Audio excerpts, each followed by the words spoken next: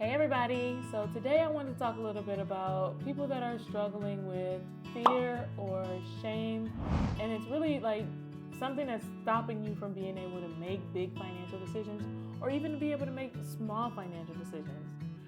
So I recently took a class that is called The Trauma of Money, and it has taught me so much about what actually is getting in the way of people being able to move forward in their finances. So the first thing I want to say is, like, if you've struggled your whole life, you're 35 years old at this point, and you still feel like you know nothing about money, it's probably because you've experienced some sort of money trauma during the course of your lifetime that has prohibited you from actually getting on track and doing the things you want to do. You've had these goals, you've had these aspirations, you want to make good money decisions, but something comes up and you just get stuck. You're just kind of paralyzed. It's likely because some sort of thing has happened and it's created some sort of money fear or some sort of money shame, and you're having a hard time getting past it. So don't blame yourself. Stop shaming yourself. Let's talk a little bit today about what we can do to take some steps to just get going in the right direction, little by little, step by step. And I also want to say to you, like, you're not the only person that's experienced something that has been traumatic, that's creating this fear for you, that's creating this shame. Everybody has made some sort of financial mistake or experienced someone else making a big financial mistake that's like gargantuanly affected their life.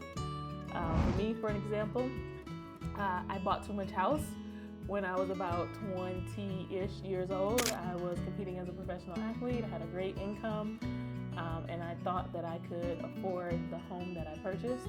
Actually, I bought one home, and then I turned around and 2 years later bought another home. And so, you're like, oh, that sounds like a hard problem to have, buying two homes when you're in your 20s. Well, when you come from a background like I did, where nobody had a lot of anything, there wasn't a lot of home ownership, and nobody had any financial literacy, I was so eager to prove that I could make good decisions with my money, not realizing that I didn't have any financial literacy, that I was doing things without understanding exactly what the implications were. And so, because that people were in my ear that home ownership is the way to wealth, you can buy a house that's at least 3 times what you owe. The first house that I bought, or 3 times what you earn, is what the rule was that someone told me. The first house that I bought was only 1 times what I was earning. And so I was like, oh, I didn't buy enough house. I'm not going to be wealthy. I'm not going to be rich. And I didn't understand anything other than people told me I needed to buy something that was 3 times more than what I earned. And so I went and I bought something else. And the 2 houses combined, yes, were 3 times what I earned. But those were 2 really big mortgages. And when you don't have 30 years of earnings set up, ready to go, I wasn't going to be a professional athlete for 30 years. I wasn't going to earn that way for 30 years. I set myself up to make a not so great decision. How am I going to pay this mortgage for house number 1 and house number 2 when I'm done competing? What kind of job am I going to have that's going to allow me to pay this amount of money every single month for 30 years until the house is paid off? I had no idea, and it didn't work out in my favor. Now, to add insult to injury, what happened was the bottom fell out of the market. So I bought that second house in 2006, and we know the bottom started to fall out in 2007-ish, and we marked 2008 as the financial crisis. So a house that I bought overnight was basically worth nothing 2 years later. And now I'm still stuck paying this mortgage. I get into my career, I'm 2 or 3 years in. I was lucky enough to have a career for about 10 years, so there was a good bit of time, but what did I say? 30 years is a mortgage. When I finished competing, I still had 20 years to go on both of those mortgages and no real income coming in to be able to cover them. I ended up renting out one for a bit, then I was able to get the second one rented out, but I wasn't covering the cost on a monthly basis because, like I said, the way the market was set up at that time, things were a lot cheaper. And so I was barely covering the rent. Every time something broke, I had to come out of pocket. It was a tough situation, but it was all brought on by what I didn't know and what other people were telling me. So now I'm holding on to the house because people are like, the market's gonna come back, just hold on to it. Like, you're gonna be so wealthy, this neighborhood's gonna be so great. But meantime, I'm draining my own pocket, and I'm getting ready to have to start going into debt just to cover the mortgage on a monthly basis. This is not good. What ended up happening? Well, I sold one house and I made a small profit, very small profit. And then I sold the second house and I ended up selling short. So we're talking about money shame today. Short selling is basically selling a house for less than what you owe on it.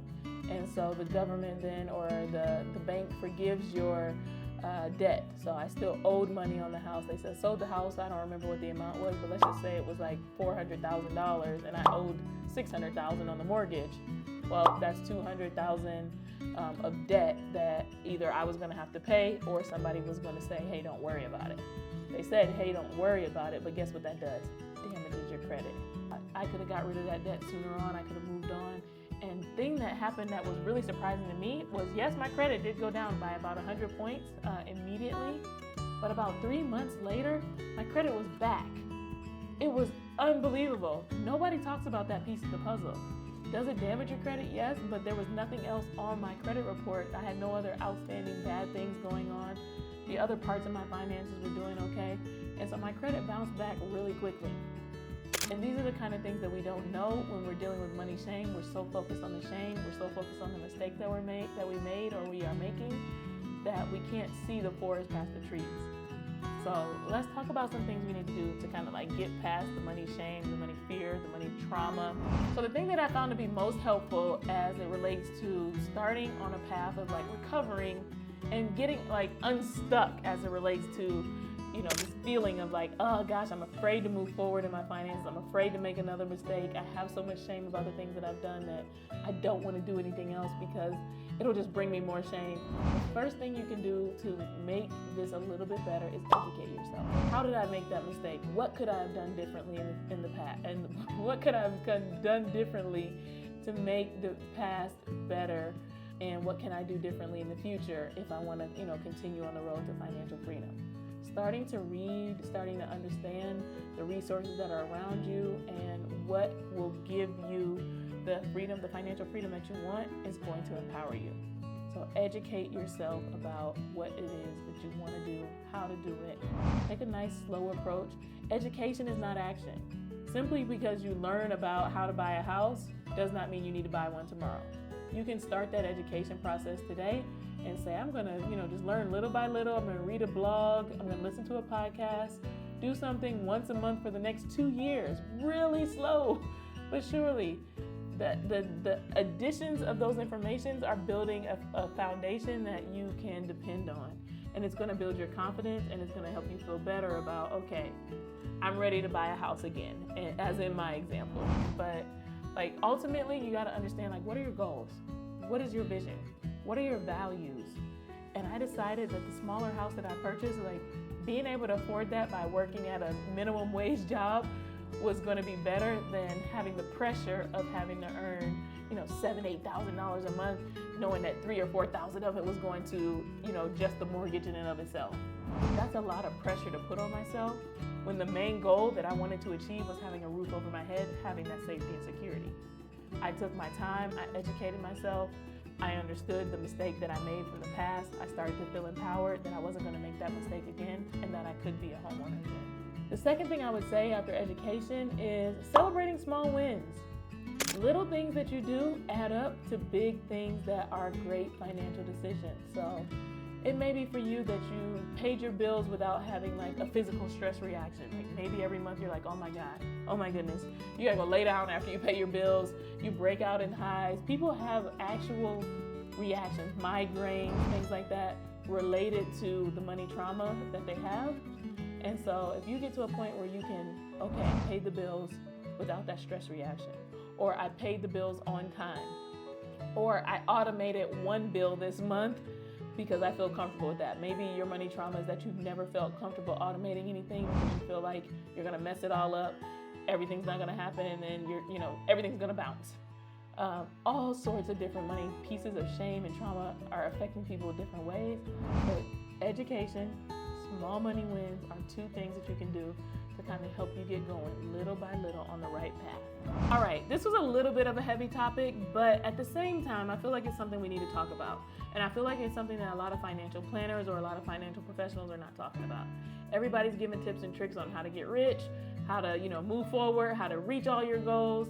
And sometimes people can't get to step one, and because it's step one is getting your mind right, understanding what you've been through, understanding what the past has caused in your brain that might be pausing you, and then figuring out how to slowly break down those pieces of the puzzle so that you can actually get to, you know, these other step ones of paying down debt or building a budget, et cetera, et cetera.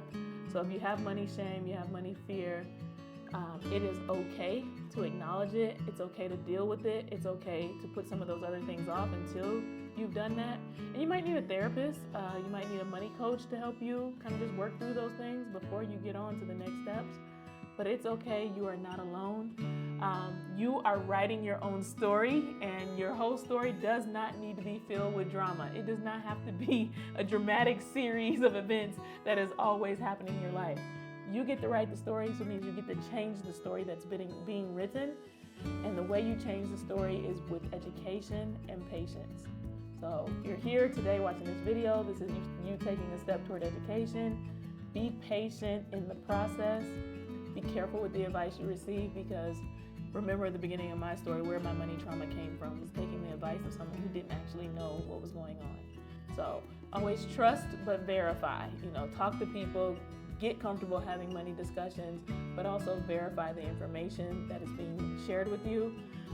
Look for trusted resources. So .gov websites will be really good, because that'll be directly what the government is saying about the particular topic. There's books and different things where, you know, people have cross-referenced their information, and it's based on statistics. You know, you don't have to go to social media for every single topic and take their word for it. And remember, when you're taking money from a broad audience, something like that, like I'm talking to maybe 1,000 people, or maybe 100,000 people are gonna watch this video. I don't know. There's a broad audience, so it can't be one size fits all. And if it's not one size fits all, then it's not customized to you. In which case, you need to be thinking about, how do I make a plan for myself? Because this was great to get me started. There were some points that were relevant to me, but now I got to take this information and customize it so that I can build my own money plan. Because there are 8 billion people on the planet. You are one of them. Not one of us is the same. So let's not build your financial plan the same as the next clients or the next person or your friends or your family members or your mothers, whatever. Let's take control of our finances.